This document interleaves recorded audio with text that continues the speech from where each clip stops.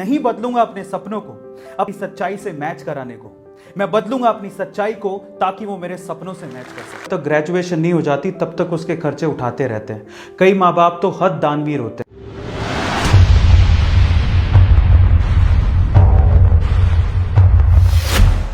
हमारे देश में एक अजीब सी परंपरा है। यहाँ पर माँ बाप अपने बच्चों के 10वीं तक तो खर्चे उठाते ही हैं। 10वीं के बाद भी 11वीं 12वीं और जब तक ग्रेजुएशन नहीं हो जाती तब तक उसके खर्चे उठाते रहते हैं। कई माँ बाप तो हद दानवीर होते हैं। जब तक बच्चे की जॉब नहीं लग जाती तब तक वो उसके खर्चे उठाते हैं और इस चक्कर में बच्चे बिगड़ जाते हैं। यहाँ पर बाहर के जैसा नहीं होता। ज़्यादातर डेवलप्ड कंट्रीज और अच्छी कंट्रीज में बच्चे अपना पार्ट टाइम जॉब करके और मेहनत करके 10वीं के बाद से अपने खर्चे खुद उठाते हैं। लेकिन इंडिया में ऐसा कुछ नहीं है। यहाँ के बच्चे माँ बाप के पैसों पर तो अपना हक समझते हैं। वो ये कहते हैं कि हमें पैदा किसने किया, इन्होंने, तो हमारे खर्चे भी यही उठाएंगे, ये तो इनकी जिम्मेदारी है।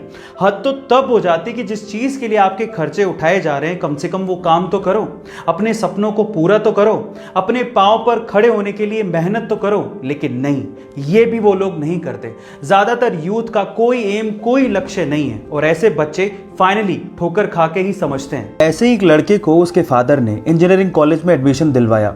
खुद तो इतनी फीस अफोर्ड नहीं कर सकते थे, इसीलिए बेटे के सपनों और जिद को देखते हुए उन्होंने लोन लिया और उसे बाहर भेज दिया। कुछ दिनों तक तो ठीक था, लेकिन कुछ दिनों बाद बेटा ये भूल गया कि वो लड़कर और लोन लेके बाहर पढ़ने आया है। इसके बाद लड़के को हवा लग गई और पढ़ाई और लक्ष्य से उसका पूरी तरह से ध्यान हट गया। फालतू घूमने और लड़कियों के पीछे भागने में ज़्यादा ध्यान रहता था। बड़े शहर की हवा लगने की वजह से वो बिगड़ने लगा था। इसी वजह से एक बार उसकी बैग तक लगते लगते बची थी, फिर भी वो नहीं संभला। पर एक दिन जब वो एक होटल में रात को खाना खाने के लिए पहुंचा तो खाना ऑर्डर करने के बाद वहां पर सामने एक टेबल पर देखने लगा जहां पर एक फैमिली खाना खा रही थी। उस फैमिली में एक लड़का जिसकी उम्र लगभग 30 से 35 साल थी, उसकी बूढ़ी माँ और उसके पिता तीनों मिलकर खाना खा रहे थे। वो अपना खाना ऑलमोस्ट फिनिश कर चुके थे। अब वेटर बिल लेके आया तो हिसाब से बिल बेटे को चुकाना चाहिए था।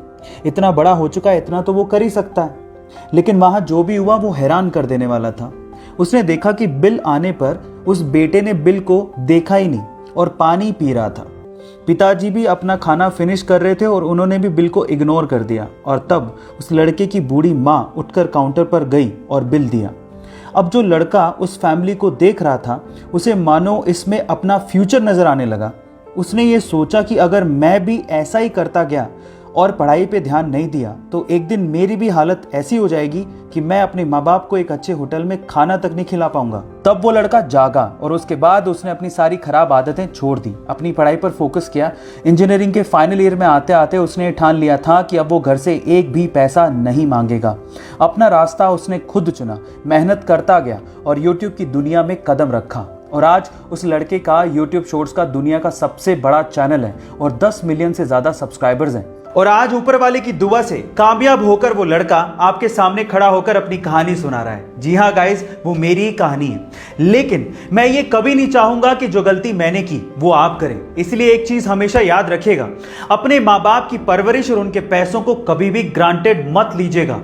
वो आपकी फीसें भर रहे हैं, आपके लिए पैसा इन्वेस्ट कर रहे हैं, तो उनका मकसद सिर्फ एक ही है कि आप अपने पैरों पर खड़े हो जाएं। इसलिए इस चीज को समझें और खूब मेहनत करें और कुछ करके दिखाएं। और हाँ, अगर ये काम आप खुद के पैसों से करना चाहते हैं, यानी कि पार्ट टाइम जॉब करके अपनी फीस खुद भर के अपनी पढ़ाई का खर्चा उठाना चाहते हैं, तो इससे अच्छा काम आपकी जिंदगी में कभी भी नहीं हो सकता। ये तो बहुत ही अच्छी बात है। गाइस, आपको ये वीडियो कैसी लगी मुझे जरूर बताइएगा। Thank you so much.